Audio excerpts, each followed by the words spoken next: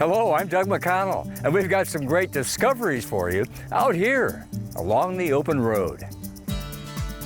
We'll see our tax dollars at work all around the bay, restoring and revitalizing shorelines and empowering often neglected communities to be wise and effective stewards of the bay we all depend upon.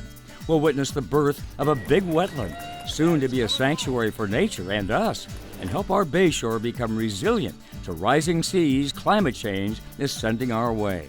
And we'll be inspired by an amazing program in San Francisco to give young people and their long-blighted bayshore bright and promising futures.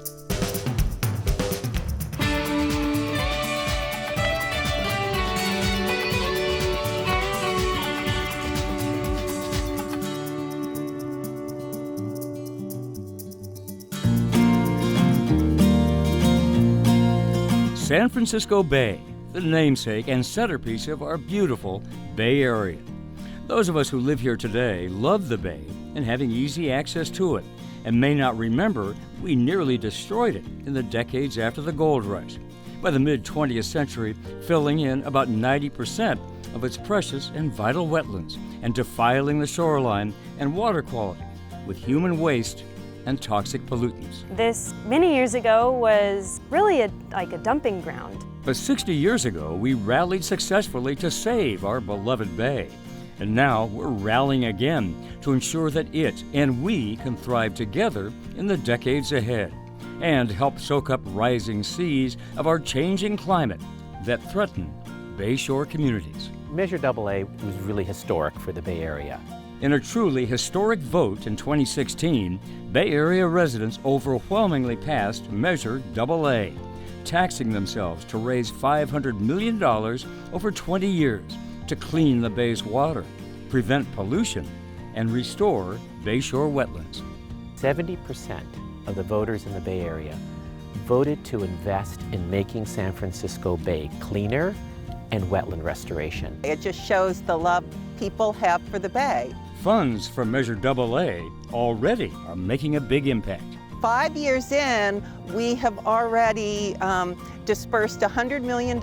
We've accomplished projects. There's Encinal Dunes in the East Bay. There's India Basin in San Francisco. There is the South Bay Shoreline Project in San Jose. The goals of Measure AA are ambitious, and so is its implementation. 15,000 acres of wetlands will be restored, and we're already a third of the way there.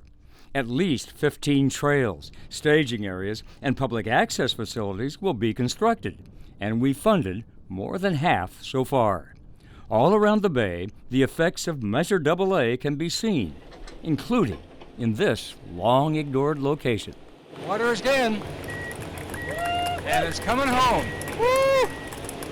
In late October of 2021, a brand new wetland was born when water from the bay behind me came rushing in right here to reclaim long-abandoned industrial land just east of Martinez in Contra Costa County. The birth and bright future of Pacheco Marsh was made possible because we, the people, voted to commit our resources to restoring and revitalizing the bayshore in all 9 Bay Area counties. Here's an area that was diked, and the levee now has been breached, and we're bringing life back here. We're bringing habitat back. We're bringing the bay back. John Joya is a longtime Contra Costa County supervisor and vice chair of the San Francisco Bay Restoration Authority, the public agency responsible for allocating Measure AA funds for shoreline projects like this one to protect, restore, and enhance the bay. And just to see this and all the hard work that's gone into this makes me feel proud that the Bay Area has really invested in this. He's not the only one who likes what he sees here. There's 231 acres of saltwater marsh for that tidal flow to come back that was entirely despoiled, that was dewatered, that was so disrupted. To see it restored and returned to nature is such a dramatically beneficial outcome. Very, very exciting. Linus Uckel is executive director of the John Muir Land Trust. The Trust has played a central role in generating support to transform a degraded old industrial site that looked like this in late 2019 and give birth to a brand new wetland that looked like this in early 2022. We have completed our grading of the site, and now we're starting on the revegetation effort.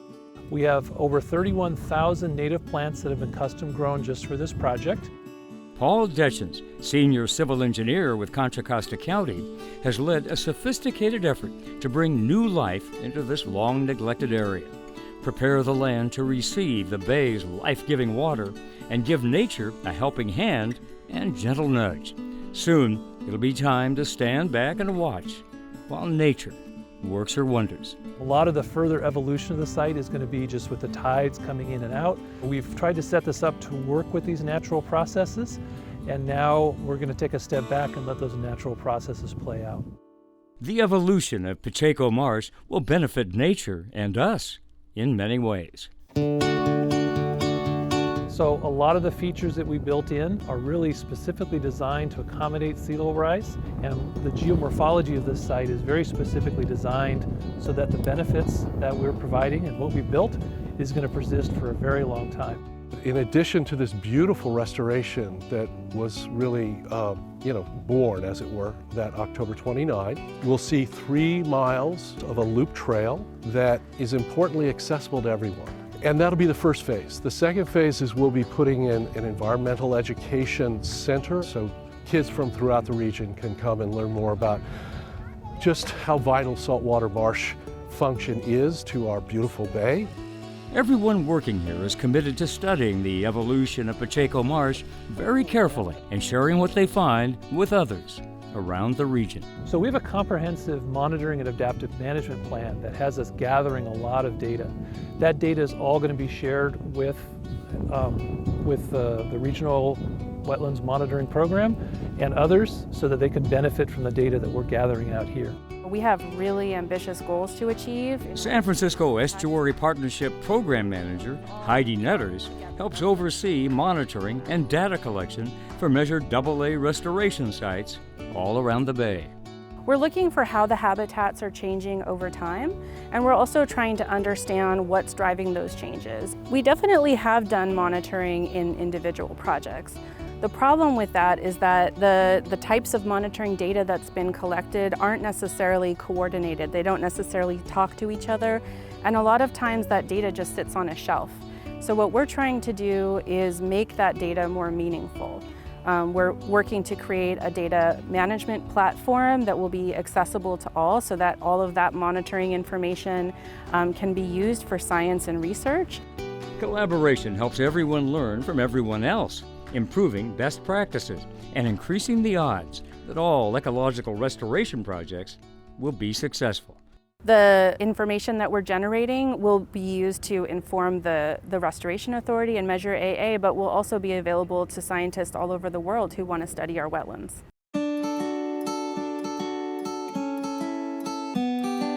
The San Francisco Bay Restoration Authority and its many partners are off to a fast start, seeking to reach Measure AA's ambitious goals. That's required a lot of collaboration, coordination, and finding ways to speed up permitting processes. Permitting is always one of the most challenging parts of delivering a restoration project like this. To quicken the pace of restoration permitting, the Restoration Authority has initiated a new approach to the process. So what we've done is bring together a number of the permit agencies, whether it's the Army Corps of Engineers, Fish and Wildlife, NOAA, and to have them all work together as common stakeholders to do much more comprehensive permitting. By bringing all the relevant permitting agencies together, essential Measure AA restoration and revitalization initiatives can proceed more swiftly all around the bay and thus fulfill the will and the vision of the voters. When we come back, Healing the Bay, healing a community, and empowering young people to make a difference and build bright futures. Open Road is made possible by the generous support of our underwriters, dedicated to protecting our natural and historical treasures in the Bay Area and beyond. Additional support is provided by these institutions, also caring for our special environmental and cultural legacies and making them accessible to each and every one of us, now and for all time.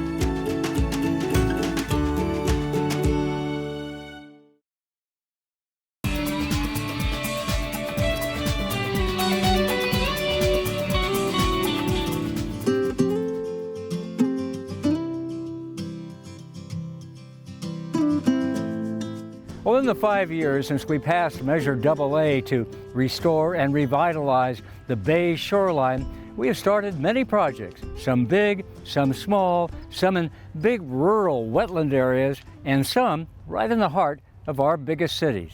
Well, the idea has been from the very beginning to improve the quality of life around the entire Bay region for communities rich, poor, and in between.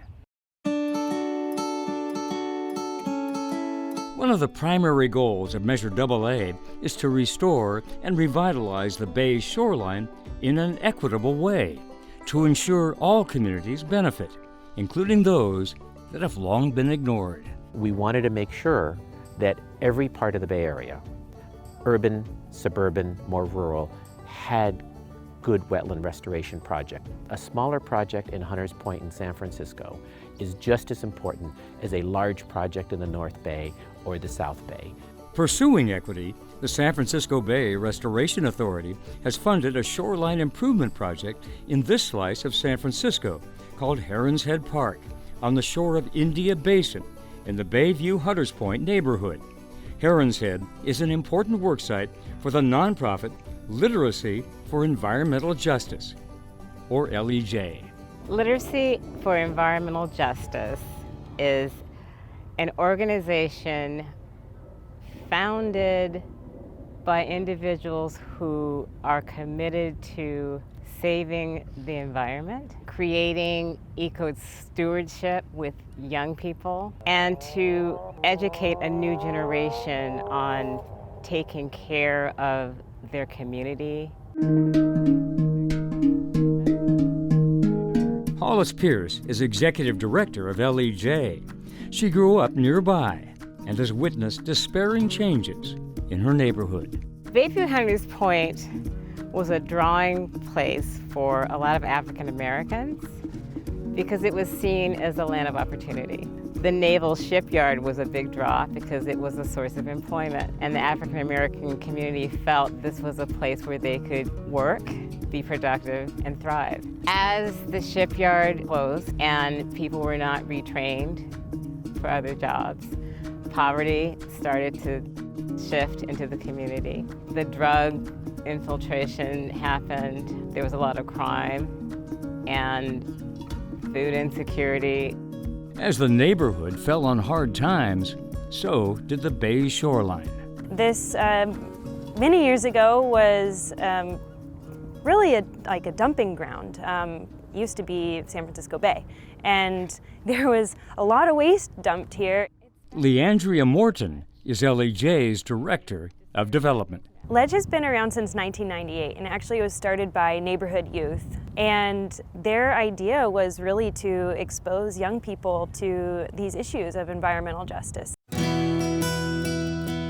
LEJ program was started to clean up industrial pollution while creating learning opportunities, empowerment, and employment for young people that will benefit them, the environment, and their community. We're actually giving them practical experiences, learning to work in the nursery, grow and restore and replant native plants. And we train the young people to do the whole range of that process, including doing planting on the site and removing invasive species, and continuing to do monitoring and stewardship years after the initial planting. And so we're trying to build a pipeline to green jobs and professionals. We hope to inspire a new generation of environmental educators, people of color, because young people need to see themselves reflected in their teachers. For many young people, inspiration starts on the bay's shoreline near their homes. And also we do education work for elementary, middle school, high school students. We want to expose them to the opportunities to work in this field and also just to their neighborhood and the opportunities to get outside in their neighborhood. And sometimes inspiration happens on the bay itself. So we have a kayaking program and we installed campsites at Candlestick Park in 2018. So we take kids out camping in the park, really just helping young people to get in touch with the natural heritage of the land and their right to engage with it. Thanks in part to funding from Measure AA, LEJ is engaging young people here with their environmental heritage and encouraging them to become wise stewards of its future and their own, healing the bay, healing their community, and forging bright new opportunities for everyone. Our young people deserve open space very similar to places like Crissy Field. And teaching in Bayview Hunters Point for years, a lot of students don't know the history of their community. So we're really committed to intergenerational healing and re-engagement with the land and the earth, and our responsibility to take care of it.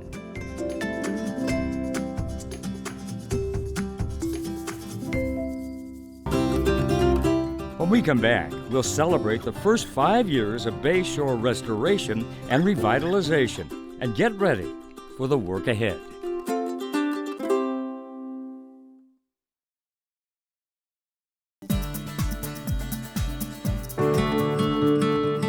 In 2016, we voters in the Bay Area enthusiastically committed our financial resources to embark on a first-ever region-wide initiative to restore and revitalize the Bay Shore and its ability to adapt to rising seas caused by our warming planet, while also giving people in every community increased access to the shoreline and opportunities to benefit from the Bay's enhanced well-being.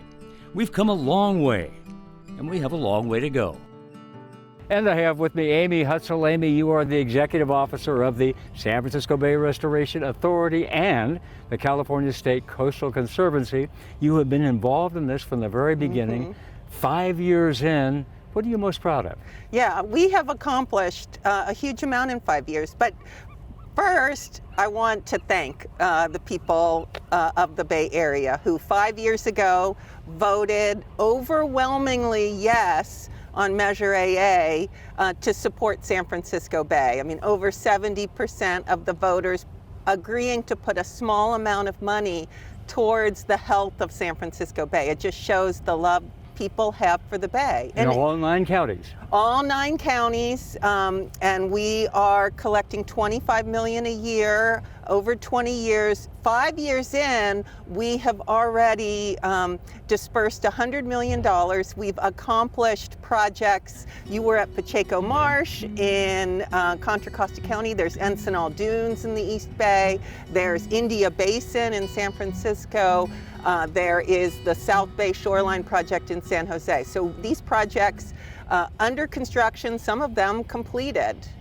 Those projects and many more, by the way. Yes. Of course. So there's a lot going on in terms of projects, and you've been doing a lot to kind of speed the process up because we're in a race against time here with climate change. What are you doing on that front? Yeah, this is a regional effort. So we've got individual projects all around San Francisco Bay, but it's part of a regional vision, and we're supporting these projects at the regional level. The board of the authority is a regional board made up of local elected officials, and we've been supporting the permitting process, helping to improve that, and supporting the monitoring of projects so we can judge the success of these restoration projects and keep learning. And keep learning all the way through this. And regional is important because whatever happens in one place affects the other place.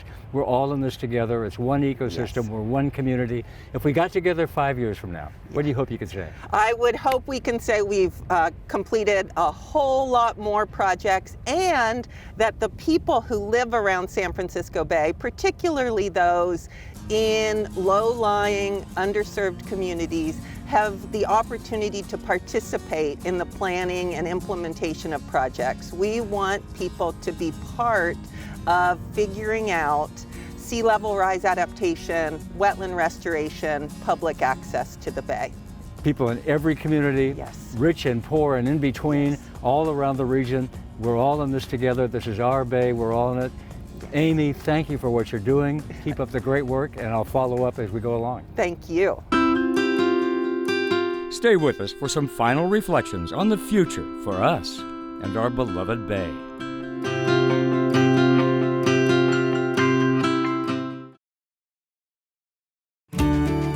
Open Road is made possible by the generous support of our underwriters, dedicated to protecting our natural and historical treasures in the Bay Area and beyond. Additional support is provided by these institutions, also caring for our special environmental and cultural legacies and making them accessible to each and every one of us, now and for all time.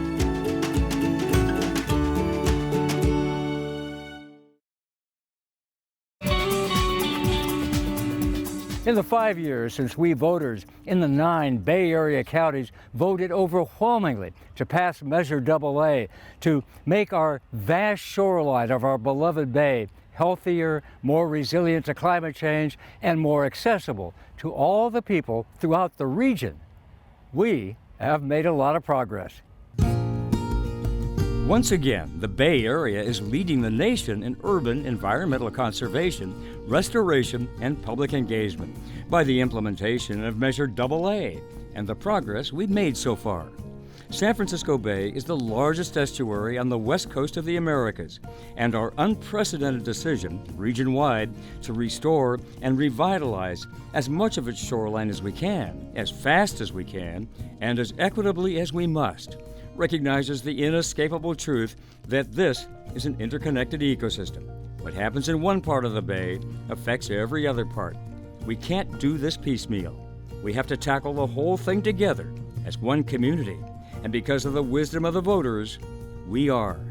If we stay the course and stay engaged, we can achieve our ambitious goals. Thank you to the voters of the Bay Area for knowing we're all in this together. For more information about the work of the San Francisco Bay Restoration Authority and its partners, go to NBCBayArea.com/openroad. Well, that's our show. Hope you enjoyed it. I'm Doug McConnell, and we'll see you next time right here with more discoveries along the open road.